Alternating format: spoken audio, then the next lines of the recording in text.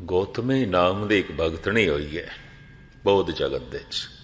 ਇਹਦਾ ਕਿਧਰੇ ਇਕਲੌਤਾ ਲੜਕਾ ਬੇਵਾ ਸੀ, ਇਕਲੌਤਾ ਲੜਕਾ ਚਲਾਣਾ ਕਰ ਗਿਆ 3-4 ਸਾਲ ਦਾ। ਅਜੇ ਵਿਕਸ਼ੁਣੀ ਨਹੀਂ ਹੋਈ ਸੀ। ਗੋਦ ਦੇ ਚੁੱਕ ਕੇ ਉਸੇ ਲਾਸ਼ ਨੂੰ ਰੋਂਦੀ ਫਿਰ ਰਹੀ ਸੀ ਔਰ ਉਸਦਾ ਰੋਣਾ ਪਿੰਡ ਵਾਲਿਆਂ ਕੋਲ ਦੇਖਿਆ ਨਹੀਂ ਜਾਂਦਾ ਸੀ। ਵਿਚਾਰੀ ਬੇਵਾ ਤੇ ਪਹਿਲੇ ਹੀ ਸੀ, ਸੰਤਾਨ ਤੋਂ ਵੀ ਹੀਣੀ ਹੋ ਗਈ, ਪਤੀ ਤੇ ਹੈ ਨਹੀਂ ਸੀ, ਬੱਚਾ ਸੀ, ਉਹਦੇ ਹਾਸਲੇ ਤੇ ਜੀ ਰਹੀ ਸੀ, ਉਹ ਵੀ ਨਹੀਂ ਰਿਹਾ। ਕਿਸੇ ਨੂੰ ਤਰਸ ਆਇਆ, ਉਹਨਾਂ ਨੇ ਕਹਿ ਦਿੱਤਾ ਸ਼ਹਿਰ ਦੇ ਵਿੱਚ ਮਹਾਤਮਾ ਬੁੱਧ ਆਏ ਨੇ, ਸ਼ਾਮ ਨੂੰ ਕਥਾ ਕਰਦੇ ਨੇ, ਸਵੇਰੇ ਕਥਾ ਕਰਦੇ ਨੇ। ਜਦ ਕਥਾ ਕਰਦੇ ਨੇ ਇਹ ਬੱਚਾ ਉਹਨਾਂ ਦੇ ਕਦਮਾਂ 'ਚ ਰੱਖ ਦੇ, ਜੇ ਰੋਣਾ ਹੀ ਤੇ ਉੱਥੇ ਹੀ ਰੋਈ। ਇਹ ਕੀ ਘਰ ਘਰ ਦੇ ਦਰਵਾਜ਼ੇ ਅੱਗੋਂ ਰੋ ਰਹੀ ਹੈ, ਗਲੀ ਗਲੀ ਦੇ 'ਚ ਰੋ ਰਹੀ ਹੈ। ਲਾਸ਼ ਨੂੰ ਚੁੱਕ ਕੇ ਪਾਗਲ ਜਿਹੀ ਲੱਗਦੀ ਸੀ ਸਾਰਿਆਂ ਨੂੰ, ਦੁੱਖ ਨੇ ਪਾਗਲ ਕਰ ਦਿੱਤਾ ਸੀ। ਮੈਂ ਸਵੇਰੇ ਵੀ ਅਰਜ਼ ਕੀਤੀ ਹੈ, ਕਿਸੇ ਨੂੰ ਦੁੱਖ ਪਾਗਲ ਕਰ ਦਿੰਦਾ, ਕਿਸੇ ਨੂੰ ਸੁੱਖ ਪਾਗਲ ਕਰ ਦਿੰਦਾ। ਕਿਸੇ ਨੂੰ ਸੁੱਖ ਆਪਣੀ ਥਾਂ ਤੋਂ ਹਿਲਾ ਕੇ ਰੱਖ ਦਿੰਦਾ ਹੈ, ਕਿਸੇ ਨੂੰ ਦੁੱਖ ਆਪਣੀ ਥਾਂ ਤੋਂ ਹਿਲਾ ਕੇ ਰੱਖ ਦਿੰਦਾ ਹੈ। ਸਮਝ ਤੋਂ ਮਨੁੱਖ ਥੱਲੇ ਚਲਾ ਜਾਂਦਾ ਹੈ। ਉਸ ਦੀ ਸਮਝ ਦੇ ਵਿੱਚ ਵੀ ਕੁਛ ਨਹੀਂ ਆ ਰਿਹਾ ਸੀ। ਦੁੱਖ ਦਾ ਇਤਨਾ ਹਨੇਰਾ,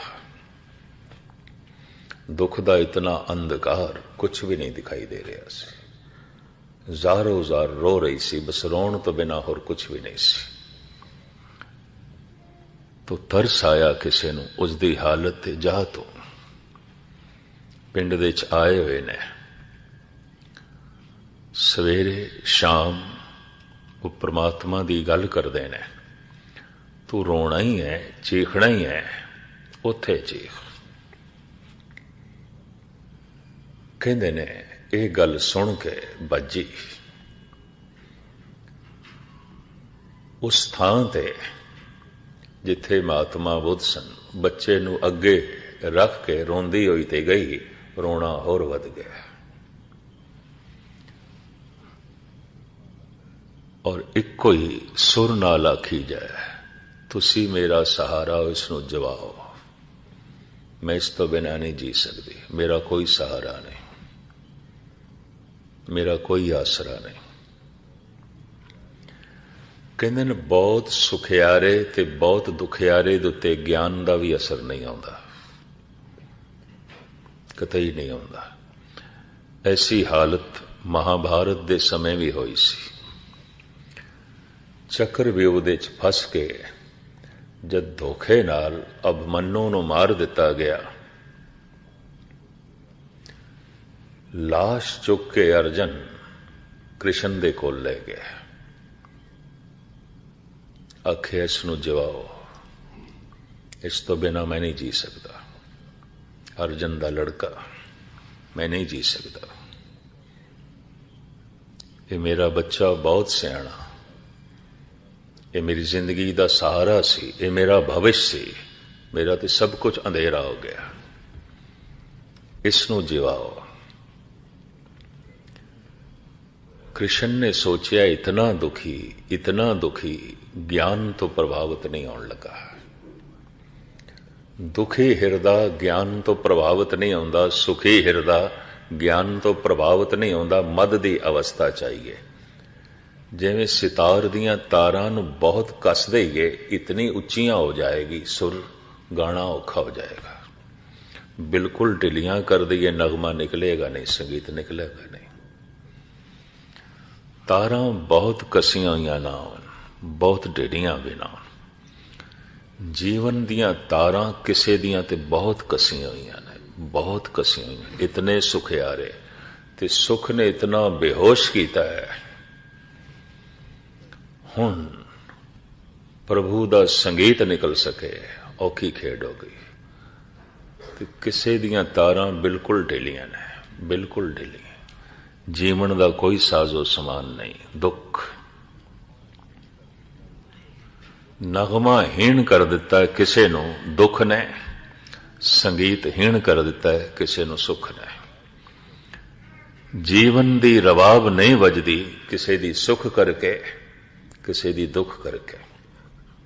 ਕਿਸੇ ਦੀਆਂ ਤਾਰਾਂ ਬਹੁਤ ਕਸੀਆਂ, ਕਿਸੇ ਦੀਆਂ ਬਹੁਤ ਢਿੱਲੀਆਂ। ਕ੍ਰਿਸ਼ਨ ਨੇ ਦੇਖਿਆ ਇਹ ਗਿਆਨ ਦੀ ਗੱਲ ਤੇ ਸਮਝਣ ਵਾਲਾ ਨਹੀਂ, ਭਾਵ ਸੁਣੇਗਾ ਨਹੀਂ। ਜੋ ਮੈਂ ਕਵਾਂਗਾ ਇਹ ਸੁਣਨ ਲਈ ਰਾਜ਼ੀ ਨਹੀਂ ਹੁੰਦਾ, ਨਹੀਂ ਹੋਵੇਗਾ। ਔਰ ਇਹ ਵੀ ਮੈਂ ਅਰਜ਼ ਕਰਾਂ, ਜੋ ਦੁੱਖ ਲੈ ਕੇ ਇੱਥੇ ਆ ਗਿਆ ਆਪਣਾ, ਕਮ ਸੇ ਕਮ ਹੋਰ ਤੇ ਸਾਰਿਆਂ ਨੂੰ ਸੁਣ ਲਏਗਾ, ਗੁਰੂ ਨੂੰ ਨਹੀਂ ਸੁਣ ਸਕਦਾ। ਤੇ ਜੋ ਸੁੱਖਾਂ ਦੀ ਭਾਵਨਾ ਲੈ ਕੇ ਆ ਗਿਆ ਜਾਂ ਸੁੱਖ ਹੀ ਲੈ ਕੇ ਆ ਗਿਆ, ਮੁਸ਼ਕਿਲ ਹੈ ਗੁਰੂ ਨੂੰ ਸੁਣ ਸਕੇ, ਨਹੀਂ ਸੁਣ ਸਕੇਗਾ। ਮੱਧ ਦੀ ਅਵਸਥਾ ਚਾਹੀਦੀ ਹੈ, ਦਰਮਿਆਨੀ ਅਵਸਥਾ ਚਾਹੀਦੀ ਹੈ।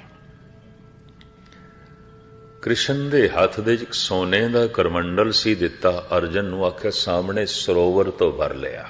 ਦੇਖਦੇ ਹਾਂ, ਨਾ ਉਮੀਦੀ ਦੇ ਵਿੱਚ ਇੱਕ ਉਮੀਦ ਦੀ ਕਿਰਨ ਦਿਖਾਈ ਦਿੱਤੀ, ਅੰਧੇਰੇ ਦੇ ਵਿੱਚ ਥੋੜੀ ਰੋਸ਼ਨੀ ਦਿਖਾਈ ਦਿੱਤੀ। ਇਹ ਪਾਣੀ ਮੰਗਾਇਆ, ਸ਼ਾਇਦ ਕੋਈ ਮੰਤਰ ਪੜਨਗੇ, ਸ਼ਾਇਦ ਅਬਮਨੂ ਨੂੰ ਜ਼ਿੰਦਾ ਕਰ ਦੇਣਗੇ। ਭਜਿਆ ਹੋਇਆ ਗਿਆ, ਸਰੋਵਰ ਦੇ ਚੋਂ ਕਰਮੰਡਲ ਭਰ ਕੇ ਲਿਆਇਆ, ਕ੍ਰਿਸ਼ਨ ਦੇ ਅੱਗੋਂ ਰੱਖਿਆ, ਆਖਿਆ ਭਗਵਨ ਜਿਵਾਓ ਮੇਰੇ ਬੱਚੇ ਨੂੰ। ਕ੍ਰਿਸ਼ਨ ਕਹਿੰਦੇ ਨੇ ਇੰਜ ਕਰ, ਇਸ ਪਾਣੀ ਨੂੰ ਉੱਥੇ ਹੀ ਡੋਲ ਕੇ ਆ ਜਿੱਥੋਂ ਲੈ ਕੇ ਆਇਆ। ਹੈਰਾਨ ਹੋਇਆ, ਹੁਣੇ ਆਖਿਆ ਨੇ ਭਰ ਕੇ ਲਿਆਓ, ਹੁਣ ਕਹਿੰਦੇ ਨੇ ਉੱਥੇ ਹੀ ਡੋਲ ਕੇ ਆਓ ਜਿੱਥੋਂ ਭਰ ਕੇ ਲਿਆਂਦਾ ਹੈ। ਪਰ ਇਤਨਾ ਦੁਖਿਆਰਾ ਬੰਦਾ, ਔਰ ਉਸ ਦੁੱਖ ਦੇ ਜੋ ਮਾੜੀ ਜਿਹਾ ਉਸ ਨੂੰ ਕਿਰਨ ਦਿਖਾਈ ਦਿੱਤੀ ਹੈ, ਉਸ ਕਰਕੇ ਉਸ ਦੇ ਅੰਦਰ ਫੁਰਤੀ ਸੀ, ਇੱਕਦਮ ਕਰਮੰਡਲ ਚੁੱਕਿਆ, ਭੱਜ ਪਿਆ, ਡੋਲ ਆਇਆ, ਪਾਣੀ ਡੋਲ ਆਇਆ, ਅੱਗੋਂ ਰੱਖਿਆ ਕਰਮੰਡਲ, ਆਖਿਆ ਭਗਵਾਨ ਹੁਣ ਅਬਮਨੂ ਨੂੰ ਜ਼ਿੰਦਾ ਕਰੋ। ਕਰਦੇ ਆ, ਪਰ ਇੰਜ ਕਰ, ਜਿਹੜਾ ਪਾਣੀ ਤੂੰ ਡੋਲ ਕੇ ਆਇਆ ਨਾ, ਉਹੀ ਕੱਢ ਲਿਆ, ਉਹੀ ਕੱਢ ਲਿਆ।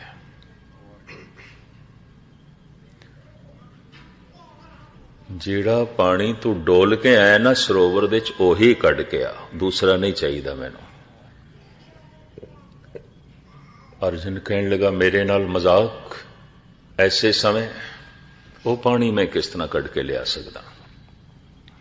ਉਹ ਤੇ ਸਰੋਵਰ ਦੇ ਚ ਲੀਨ ਹੋ ਗਿਆ। ਕ੍ਰਿਸ਼ਨ ਕਹਿੰਦੇ ਨੇ ਮੈਂ ਤੇਰੇ ਨਾਲ ਮਜ਼ਾਕ ਨਹੀਂ ਕਰ ਰਿਹਾ, ਤੂੰ ਕਰ ਰਿਹਾ। ਛੋਟੇ ਜਿਹਾ ਸਰੋਵਰ ਦੇ ਚ ਕਰਮੰਡਲ ਦਾ ਪਾਣੀ ਤੂੰ ਡੋਲ ਕੇ ਆਇਆ, ਉਹੀ ਪਾਣੀ ਤੂੰ ਕੱਢ ਕੇ ਨਹੀਂ ਲਿਆ ਸਕਦਾ। ਪਰਮਾਤਮਾ ਇੱਕ ਵਿਸ਼ਾਲ ਸਾਗਰ, ਅਭਮਨੂ ਦੀ ਆਤਮਾ ਇੱਕ ਨਿੱਕੀ ਜਿਹੀ ਬੂੰਦ, ਉਹ ਨਿੱਕੀ ਜਿਹੀ ਬੂੰਦ ਜਿਹੜੀ ਉਸ ਵਿਸ਼ਾਲ ਸਾਗਰ ਦੇ ਲੀਨ ਹੋ ਗਈ ਹੈ, ਮੈਂ ਕਿੱਥੋਂ ਕੱਢ ਕੇ ਲਿਆਵਾਂ, ਕਿਸ ਤਰ੍ਹਾਂ ਕੱਢ ਕੇ ਲਿਆਵਾਂ। ਚਰਨਾਂ ਤੇ ਝੁਕ ਗਿਆ, ਕਹਿੰਦਾ ਭਗਵਾਨ ਸਮਝ ਪੈ ਗਈ, ਸਮਝ ਪੈ ਗਈ। ਕ੍ਰਿਸ਼ਨ ਕਹਿੰਦੇ ਸਮਝ ਨਹੀਂ ਪਈ, ਦੁੱਖ ਦਾ ਪਰਦਾ ਹਟ ਗਿਆ, ਦੁੱਖ ਦਾ ਪਰਦਾ ਹਟ ਗਿਆ। ਮੈਂ ਫਿਰ ਅਰਜ਼ ਕਰਾਂ, ਕ੍ਰਿਸ਼ਨ ਕਹਿੰਦਾ ਮੈਂ, ਅਰਜਨ ਕਹਿੰਦੇ ਮੈਨੂੰ ਸਮਝ ਪੈ ਗਈ, ਪਤਾ ਚੱਲ ਗਿਆ, ਸਮਝ ਪੈ ਗਏ। ਨਹੀਂ, ਤੈਨੂੰ ਬੋਧ ਪ੍ਰਾਪਤ ਨਹੀਂ ਹੋਇਆ, ਪਰਦਾ ਹਟ ਗਿਆ। ਕਿਹੜਾ? ਦੁੱਖ ਦਾ। ਉਹਦੇ ਹਟਦਿਆਂ ਹੀ ਤੈਨੂੰ ਕੁਛ ਦਿਖਾਈ ਦਿੱਤੀ ਹੈ ਅਸਲੀਅਤ।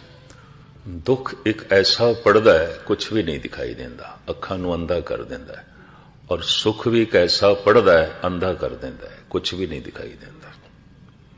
ਇਹ ਵੀ ਮੈਂ ਅਰਜ਼ ਕਰਦੇ ਹਾਂ, ਦੁੱਖ ਕਰਕੇ ਕੋਈ ਅੰਧਾ ਹੋਵੇ ਜਗਤ ਦੇ ਵਿੱਚ ਬਹੁਤ ਥੋੜੇ ਨੇ, ਸੁੱਖ ਕਰਕੇ ਅੰਧਿਆਂ ਨਾਲ ਤੇ ਸਾਰਾ ਸੰਸਾਰ ਭਰਿਆ ਪਿਆ। ਮੰਦਰ, ਮਸਜਿਦ, ਗੁਰਦੁਆਰੇ, ਚਰਚ ਅਗਰ ਉਜੜੇ ਨੇ ਬਹੁਤੇ, ਤਾਂ ਦੁਨੀਆ ਵਿੱਚ ਪਹਿਲੇ ਨਾਲੋਂ ਬੈਰੂਨੀ ਸੁੱਖ ਵਧਿਆ, ਇਸ ਕਰਕੇ ਉਜੜੇ ਨੇ। ये भी मैं अर्ज करा, जे स्रोत घट गई है परमात्मा दी तो सुख करके घटी है। मुख्तसर में अर्ज करा, वो गौतमी वो यही रोना जो अर्जन ने कृष्ण दे अगों रखिया सी, गौतमी ने बुद्ध दे अगों रखिया।